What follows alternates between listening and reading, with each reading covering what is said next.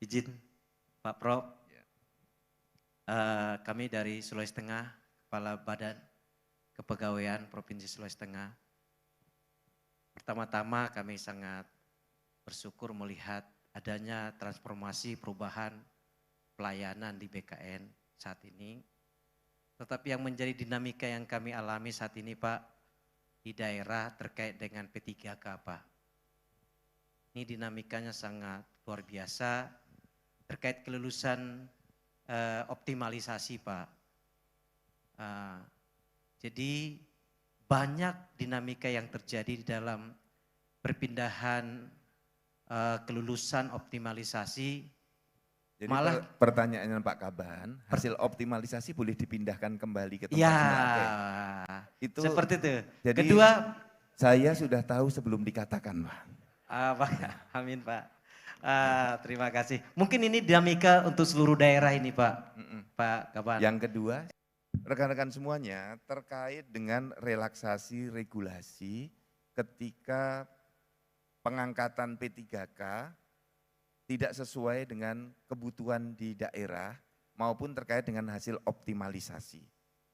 Kita serahkan, kita berikan kewenangan kepada instansi untuk melakukan remapping dan redistribusi. Jadi misalnya ada kabupaten yang guru SD-nya numpuk di satu sekolah. Sekolah lain kosong, ini P3K semua. Silahkan Bupati memindahkan sesuai dengan kebutuhan, yang penting pelayanan publiknya tidak terganggu. Ini sudah menjadi kebijakan, Ibu Menpan sudah sama dengan di BKN, sudah setuju, sudah kita bahas. Jadi kalau ada guru SMA di SMA 1 Medan, mau dipindah ke SMA 1 di Deli Serdang, boleh. Karena di SMA Deli 1 Deli Serdang, gurunya meninggal dunia, dari Medan dipindahkan ke sana. Kebetulan rumah guru tadi di Deli Serdang, silakan. Jadi Ibu Bapak, untuk semuanya, pertanyaan tadi bahwa remapping, redistribusi sesuai kebutuhan di wilayah masing-masing diperbolehkan. Itu ya. Kalau perlu surat dari BKN silakan bersurat, kalau nanti perlu surat edaran, kita akan buatkan surat edaran. Ya. Maka dulu silakan. Terima kasih Pak Kepala. Kami menambahkan sedikit tadi yang disampaikan oleh Pak Kepala. Bagaimana mekanisme untuk memindahkan? Tadi Pak Kepala sudah menyampaikan kalau perpindahan P3K itu masih dalam satu instansi, itu boleh silakan dilakukan redistribusi. Tapi caranya bagaimana? Caranya Bapak Ibu, kita sudah memiliki sistem layanan perencanaan kebutuhan. Di dalam layanan perencanaan kebutuhan tadi, di situ Bapak Ibu sudah mendefinisikan berapa kebutuhan analisa jabatan dan beban kerja di masing-masing organisasi.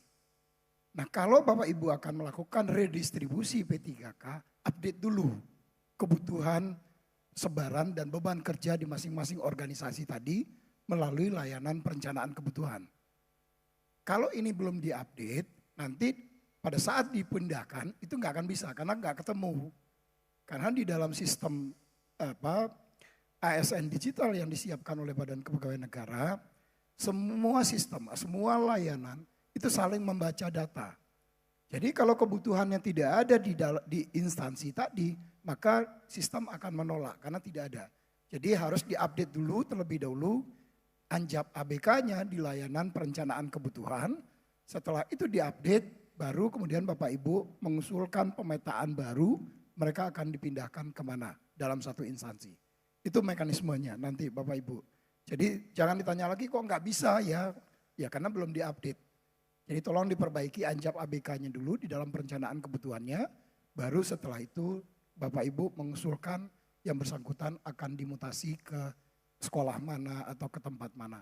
Itu ya Bapak Ibu mekanismenya.